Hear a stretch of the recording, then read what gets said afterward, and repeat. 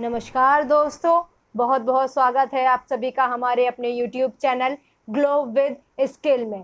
तो दोस्तों, आज हम आपके लिए साप्ताहिक current affair, weekly current affairs लाए हैं सितंबर महीने की, जो कि 1 से 6 सितंबर तक जितनी भी घटनाएं घट चुकी हैं उन सब के लिए जितने भी इम्पोर्टेंट क्वेश्चन उन सब से बन सकते हैं वो सारे आज हम आपके लिए लेकर आए हैं। अगर आप किसी भी एग्जाम की तैयारी कर रहे हैं, किसी भी प्रतियोगी परीक्षा की तैयारी कर रहे हैं, तो इस वीडियो को जरूर से जरूर देखिएगा और अंत तक देखिएगा, क्योंकि इस वीडियो का हर एक क्वेश्चन आपके लिए इम्पोर्टेंट हो सकता है, आपकी परीक्षा में पूछा जा सकता है। इसीलिए वीडियो को अंत तक देखिएगा।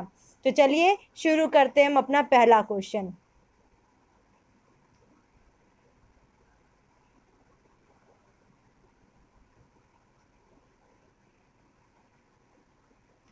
तो दोस्तों, हमारा पहला क्वेश्चन है, FIDE ऑनलाइन शतरंज ओलंपियाड के फाइनल मैच का विजेता किसे बनाया घोषित किया गया।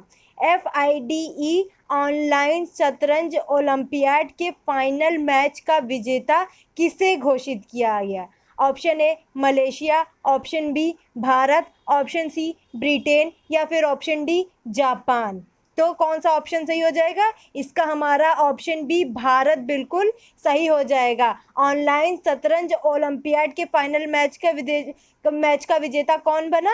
भारत बना। भारत बना, इसके 2 संयुक्त विजेता बने, भारत भी बना और साथ में कौन बना? रूस भी बना। 2 संयुक्त विजेता हुए इसमें, और इसमें 163 देशों ने हिस्सा लिया था और ये पहली बार ऑनलाइन आयोजित किया गया। याद रखिएगा, इसमें 2 संयुक्त विजेता बने। कौन बना? भारत भी बना और रूस भी बना। इसमें 163 देशों ने हिस्सा लिया और ये पहली बार ऑनलाइन आयोजित किया गया। किसकी वजह से आयोजित किया गया? कोविड-19 की वजह से। अब बढ़ेंगे हम अपने क्वेश्चन नंबर 2 की तरफ। हमारा क्वेश्चन नंबर 2 है, कर्नाटक राज्य के मुख्यमंत्री ने बेंगलुरु से किस जगह तक पहली RORO ट्रेन को हरी झंडी दी। कर्नाटक राज्य के मुख्यमंत्री ने बेंगलुरु से किस जगह तक पहली RORO ट्रेन को हरी झंडी दिखाई दी। यहाँ पे ओ कर लीजिएगा, यहाँ पे ओ छूट गया, यहाँ पे ओ होगा, को हरी झंडी दिखाई। Option A Karnal, option B Pondicherry, option C Solapur, option D Bijapur. तो जितने लोग यहाँ जवाब ऑप्शन सी सोलापुर दे रहे हैं वो बिल्कुल करेक्ट हो जाएंगे। कर्नाटक के जो हमारे वर्तमान मुख्यमंत्री हैं BS येदुरप्पा, इन्होंने पहली RORO ट्रेन को हरी झंडी दिखाई। कहाँ से? बेंगलुरु से सोलापुर तक के लिए। और RORO का फुल फॉर्म क्या होता है? तो याद रखिएगा, RORO का फुल फॉर्म होता है रोल ऑन रोल ऑफ होता है। रोल ऑन रोल ऑफ इसका फुल फॉर्म होता है RORO का। चलिए अब बढ़ते हैं हम क्वेश्चन नंबर 3 की तरफ। हमारा क्वेश्चन नंबर 3 है, किसने फार्मूला 1 बेल्जियम ग्रैंड प्रिक्स 2020 का खिताब जीता। Option A Lewis Hamilton, option B Valtteri Bottas, option C Roger Federer या फिर ऑप्शन डी इनमें से कोई नहीं। तो इसका कौन सा ऑप्शन सही हो जाएगा? इसका हमारा ऑप्शन ए लुइस हैमिल्टन, ये बिल्कुल करेक्ट हो जाएगा। लुइस हैमिल्टन ने फार्मूला 1 बेल्जियम ग्रैंड प्रिक्स 2020 का खिताब जीता और इससे इन्होंने अपनी इसमें कौन सी 5वीं रेस, इन्होंने इसमें अपनी 5वीं रेस जीती है। और किसको? बाल्टेरी वोल्टास, ये हमारे दूसरे नंबर पे रहे।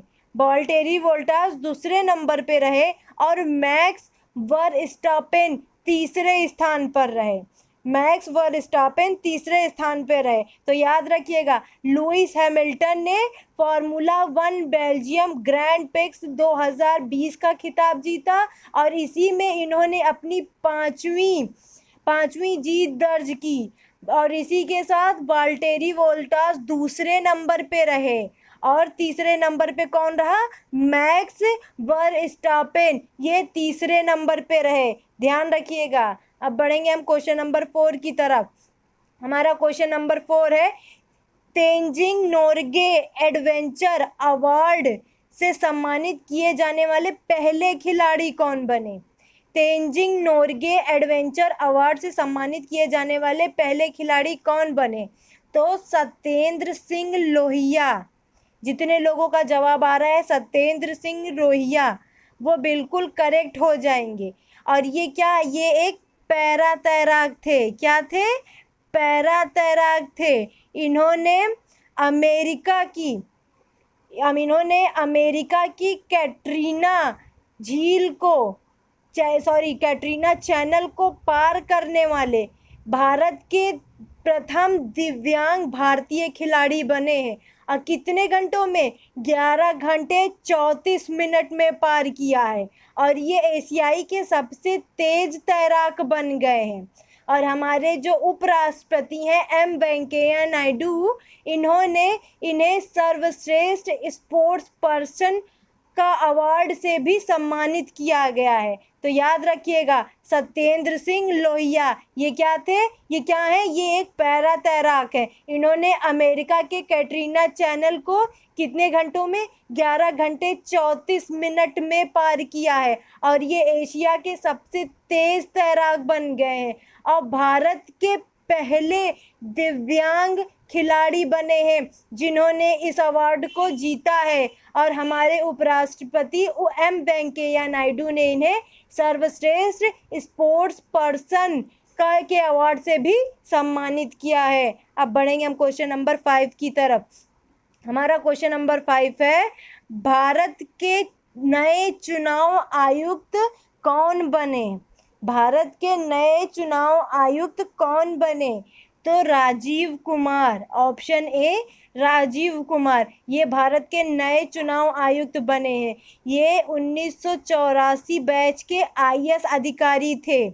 ये क्या थे? 1984 बैच के आईएएस अधिकारी थे। और फरवरी 2020 में भारत सरकार ने इन्हें वित्तीय सचिव के रूप में नियुक्त किया था।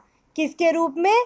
2020 फरवरी 2020 में भारत सरकार ने इन्हें वित्तीय सचिव के रूप में नियुक्त किया था। उसके बाद से उस पद पर हटकर अब ये भारत के नए चुनाव आयुक्त के रूप में बने हैं। कौन बने हैं? राजीव कुमार। अब बढ़ेंगे हम क्वेश्चन नंबर 6 की तरफ। क्वेश्चन नंबर 6 है, तमिलनाडु राज्य में भारत की पहली महिला एम्बुलेंस ड्राइवर कौन बनी? तमिलनाडु राज्य में भारत की पहली महिला एम्बुलेंस ड्राइवर कौन बनी? तो जितने लोग यहाँ पे जवाब ऑप्शन बी एम वीर लक्ष्मी दे रहे हैं वो बिल्कुल करेक्ट हो जाएंगे। क्या दे रहे हैं? एम वीर लक्ष्मी, वो बिल्कुल करेक्ट हो जाएंगे। ठीक है। तमिलनाडु की राजधानी क्या है? तमिलनाडु की राजधानी चेन्नई है। तमिलनाडु की राजधानी क्या है? चेन्नई है। और इनके सीएम कौन है? तो ई के पलानीस्वामी। सीएम कौन है? ई के पलानीस्वामी। और तमिलनाडु राज्य की सरकार ने आपातकालीन स्थिति के लिए 108 एम्बुलेंस चलाए, जिसमें से एक एम्बुलेंस में भारत की पहली महिला एम्बुलेंस ड्राइवर कौन बनी? एम वीर लक्ष्मी बनी। तो हमारा ऑप्शन बी बिल्कुल करेक्ट हो जाएगा। अब बढ़ेंगे हम क्वेश्चन नंबर 7 की तरफ। हमारा क्वेश्चन नंबर 7 है, किस राज्य में 1500 करोड़ रुपए की लागत से विश्व का सबसे बड़ा टॉय म्यूजियम बनाया जाएगा? तो जितने लोग जवाब यहाँ ऑप्शन बी गुजरात दे रहे हैं वो बिल्कुल करेक्ट हो जाएगा। ठीक है।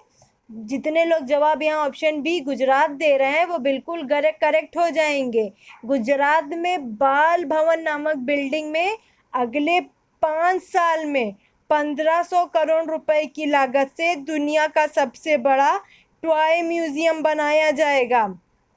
याद रखिएगा, गुजरात के बाल भवन नामक बिल्डिंग में अगले 5 साल में, कब तक? अगले 5 साल में 1500 करोड़ की लागत से दुनिया का सबसे बड़ा टॉय म्यूजियम बनाया जाएगा।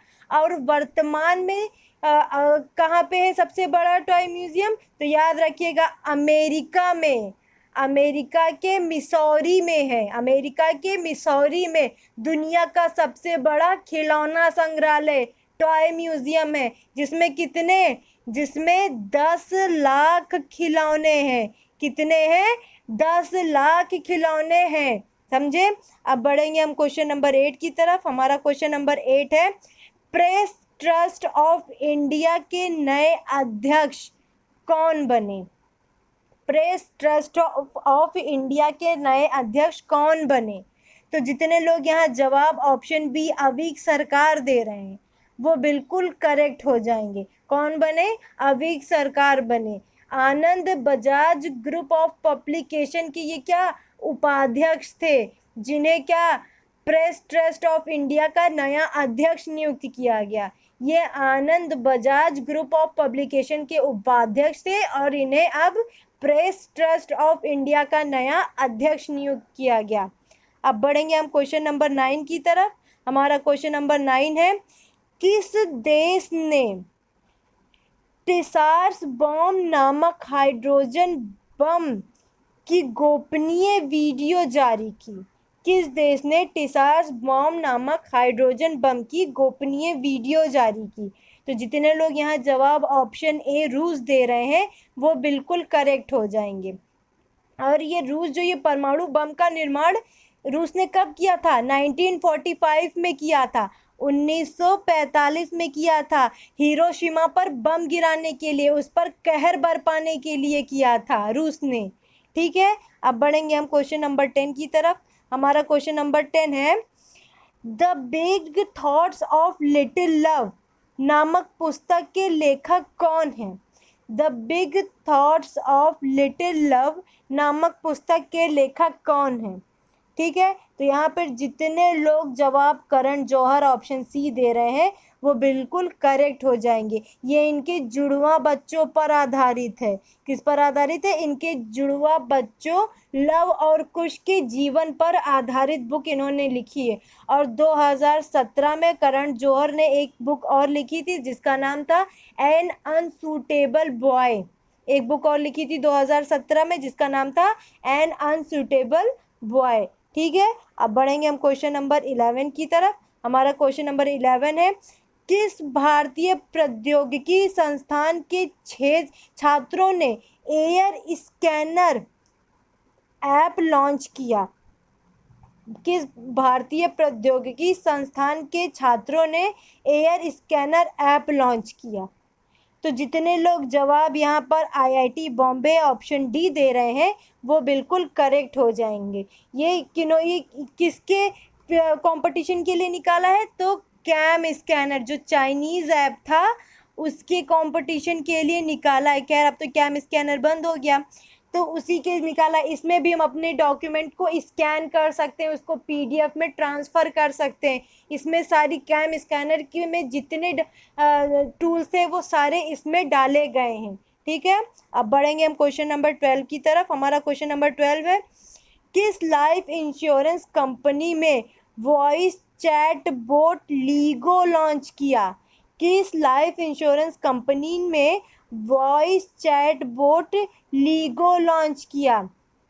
तो जितने लोग यहाँ जवाब ऑप्शन है आईसीआईसीआई प्रूडेंशियल लाइफ इंश्योरेंस दे रहे हैं वो बिल्कुल करेक्ट हो जाएंगे। और ये कितने भाषाओं में? 9 भाषाओं में जारी किया गया। कितने भाषाओं में जारी किया गया? 9 भाषाओं में जारी किया गया। ठीक है, आईसीआईसीआई प्रूडेंशियल लाइफ इंश्योरेंस। ठीक, अब बढ़ेंगे हम क्वेश्चन नंबर 13 की तरफ। हमारा क्वेश्चन नंबर 13 है, किस राज्य की सरकार ने अरुणोदय योजना शुरू की? तो जितने लोग जवाब यहाँ पे ऑप्शन ए असम दे रहे हैं वो बिल्कुल करेक्ट हो जाएंगे।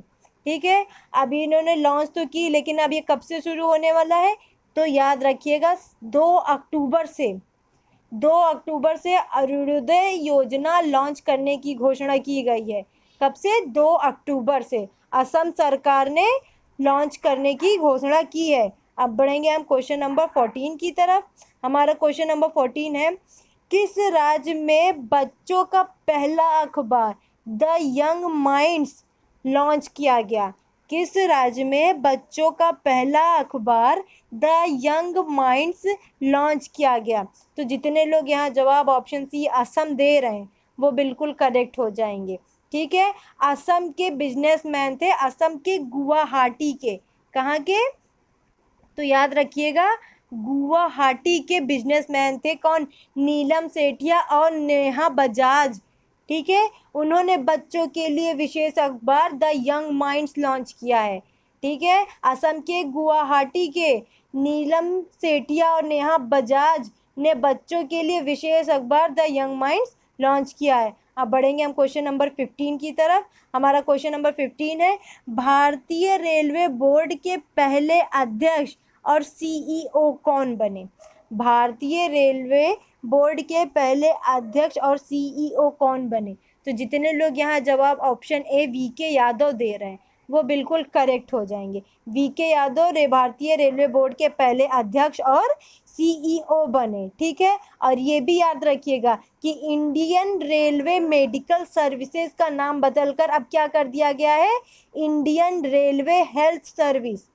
ध्यान दीजिएगा, इंडियन रेलवे मेडिकल सर्विसेज का नाम बदलकर अब इंडियन रेलवे हेल्थ सर्विस कर दिया गया है। तो ये ध्यान रखिएगा, आपके पेपर में आ सकता है। अब बढ़ेंगे हम क्वेश्चन नंबर 16 की तरफ।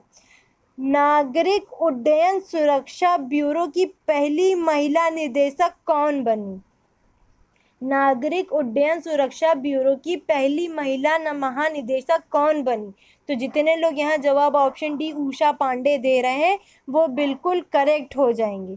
ठीक है, और इसी के साथ उषा पांडे इस पद पर नियुक्त होने वाली पहली महिला बनी। ठीक है, इस पद पर नियुक्त होने वाली पहली महिला यही बनी। ठीक है, और तीसरी आईएएस अधिकारी बनी।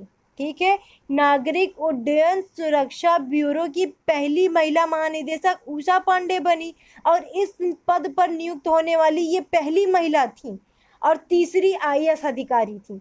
तो ध्यान रखिएगा। ठीक है, अब बढ़ेंगे हम क्वेश्चन नंबर 17 की तरफ। हमारा क्वेश्चन नंबर 17 है, किस राज्य सरकार ने अम्मा शहर नामक मोबाइल एप्लीकेशन लॉन्च किया?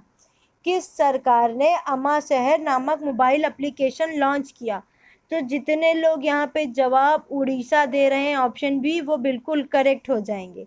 जो उड़ीसा राज्य के वर्तमान मुख्यमंत्री हैं नवीन पटनायक, इन्होंने स्वच्छ शहर उड़ीसा उत्सव के उपलक्ष्य में अम्मा शहर नामक मोबाइल एप्लीकेशन लॉन्च किया। याद रखिएगा, उड़ीसा राज्य के जो वर्तमान मुख्यमंत्री हैं नवीन पटनायक, इन्होंने स्वच्छ शहर उड़ीसा उत्सव के उपलक्ष्य पर अम्मा शहर नामक मोबाइल एप्लीकेशन लॉन्च किया। अब बढ़ेंगे हम क्वेश्चन नंबर 18 की तरफ। हमारा क्वेश्चन नंबर 18 है, ऑस्ट्रेलिया ने भारत से व्यापारिक रिश्ते को मजबूत करने के लिए किसे अपना व्यापार नियुक्त किया है? ऑस्ट्रेलिया ने भारत से व्यापारिक रिश्ते मजबूत करने के लिए किसे अपना व्यापार दूत नियुक्त किया है? तो जितने लोग यहाँ जवाब ऑप्शन ए लीसा सिंह दे रहे हैं वो बिल्कुल करेक्ट हो जाएंगे। ऑस्ट्रेलिया ने लीसा सिंह को व्यापार दूत के रूप में नियुक्त किया है। अब बढ़ेंगे हम क्वेश्चन नंबर 19 की तरफ। हमारा क्वेश्चन नंबर 19 है, किस भारतीय ने 48वां world open online chess tournament 2020 का खिताब जीता? ठीक है, किस भारतीय ने 48वां world open online chess tournament 2020 का खिताब जीता? तो जितने लोग यहाँ पे जवाब ऑप्शन डी टी इयान दे रहे हैं वो बिल्कुल करेक्ट हो जाएंगे। और किसको हरा कर जीता? तो याद रखिएगा, जॉर्जिया के ग्रैंड मास्टर। किसको हराकर? जॉर्जिया के ग्रैंड मास्टर बाडुर जोबावा को हराकर यह खिताब अपने नाम किया। किसको? बाडुर जोबावा को हराकर इन्होंने ये खिताब अपने नाम किया। तो पी इयान ने 48वां world open online chess tournament 2020 का खिताब जीता और किसको हराकर? तो जॉर्जिया के ग्रैंड मास्टर बाडुर जोबावा को हराकर यह खिताब अपने नाम किया। ठीक है, अब बढ़ेंगे हम क्वेश्चन नंबर 20 की तरफ। हमारा क्वेश्चन नंबर 20 है, किसके जीवन पर पुस्तक लेट अस ड्रीम, किसके जीवन पर पुस्तक लेट अस ड्रीम को दिसंबर में लॉन्च किया जाएगा? तो जितने लोग यहाँ जवाब ऑप्शन ए पोप फ्रांसिस दे रहे हैं वो बिल्कुल करेक्ट हो जाएंगे। ठीक है, और कब? ये दिसंबर 2020 में। ठीक है, और ये इनके जीवन पर आधारित पुस्तक है कि कैसे इन्होंने अपने जीवन में संघर्ष का सामना किया। ठीक है, ये उसी पे आधारित बुक है जिसको कब लॉन्च किया जाएगा? दिसंबर में लॉन्च किया जाएगा। पोप फ्रांसिस के जीवन पर आधारित पुस्तक है। अब बढ़ेंगे हम क्वेश्चन नंबर 21 की तरफ। हमारा क्वेश्चन नंबर 21 है, क्रोएशिया गणराज्य में भारत के नए राजदूत कौन बने? क्रोएशिया गणराज्य में भारत के नए राजदूत कौन बने? तो जितने लोग यहाँ जवाब ऑप्शन डी राज श्रीवास्तव दे रहे हैं वो बिल्कुल करेक्ट हो जाएंगे। ठीक है, क्रोएशिया गणराज्य में भारत के नए राजदूत राज श्रीवास्तव बने। ये 1987 बैच के IAS अधिकारी थे। ठीक, ये 1987 बैच के IAS अधिकारी थे। ठीक है, अब बढ़ेंगे हम क्वेश्चन नंबर 22 की तरफ। हमारा क्वेश्चन नंबर 22 है, किसने AIMA Chanakya national management game 2020 में जीत हासिल की? किसने AIMA Chanakya national management game 2020 में जीत हासिल की? तो जितने लोग यहाँ पे जवाब ऑप्शन ए NTPC दे रहे हैं वो बिल्कुल करेक्ट हो जाएंगे। NTPC लिमिटेड की टीम ने ये खिताब जीता, ये जीत को उन्होंने हासिल की। अब बढ़ेंगे हम क्वेश्चन नंबर 23 की तरफ। हमारा क्वेश्चन नंबर 23 है, किस देश ने डॉक्टर द्वारकानाथ कोटनिस की प्रतिमा का अनावरण किया? किस देश ने डॉक्टर द्वारकानाथ कोटनिस की प्रतिमा का अनावरण किया? तो जितने लोग यहाँ जवाब ऑप्शन डी चीन दे रहे हैं वो बिल्कुल करेक्ट हो जाएंगे। ठीक, अब बात आती है कि डॉक्टर द्वारकानाथ कोटनिस थे कौन? ठीक है, ये थे कौन? तो जब 1938 में जब चीन और जापान का युद्ध हुआ तो चिकित्सा के लिए भेजे गए थे। चिकित्सा के लिए अपने भारत से 5 डॉक्टर भेजे गए थे, जिसमें से एक कौन थे? डॉक्टर द्वारकानाथ कोटनिस थे। एक बार फिर से ध्यान दीजिएगा, 1938 में जब चीन और जापान का युद्ध हो रहा था उस वक्त भारत की तरफ से 5 डॉक्टरों की टीम भेजी गई थी, जिसमें से एक कौन थे? डॉक्टर द्वारकानाथ कोटनिस थी। इन्हीं की प्रतिमा का अनावरण चीन करेगा। ठीक है, अब बढ़ेंगे हम क्वेश्चन नंबर 24 की तरफ और इस वीडियो का last question, Punjab and Sindh bank के नए MD और CEO कौन बने? पंजाब एंड सिंध बैंक के नए MD और CEO कौन बने? तो याद रखिएगा जितने लोग यहाँ जवाब ऑप्शन सी S कृष्णन दे रहे हैं। ठीक है, क्वेश्चन नंबर 24 का ऑप्शन सी S कृष्णन जितने लोग जवाब दे रहे हैं वो बिल्कुल करेक्ट हो जाएंगे। अच्छा, पंजाब एंड सिंध बैंक का मुख्यालय कहाँ है? तो याद रखिएगा इसका मुख्यालय कहाँ है? न्यू दिल्ली में है। कहाँ पे है? न्यू दिल्ली, नई दिल्ली में है। और इसके गैर कार्यकारी अध्यक्ष कौन है? तो डॉक्टर चरण सिंह है। कौन है? डॉक्टर चरण सिंह। तो पंजाब एंड सिंध बैंक के नए MD और CEO कौन बने? S कृष्णन बने। इसका मुख्यालय कहाँ है? तो नई दिल्ली में है। इसके गैर कार्यकारी अध्यक्ष कौन है? तो डॉक्टर चरण सिंह है। तो ये इतना याद रखिएगा। तो दोस्तों आज के लिए बस इतना ही। अगर आपको वीडियो अच्छी लगी हो तो लाइक, शेयर और सब्सक्राइब ज़रूर से ज़रूर करिए। ठीक है, धन्यवाद। हमारी इस वीडियो को देखने के लिए आप सभी का बहुत बहुत धन्यवाद।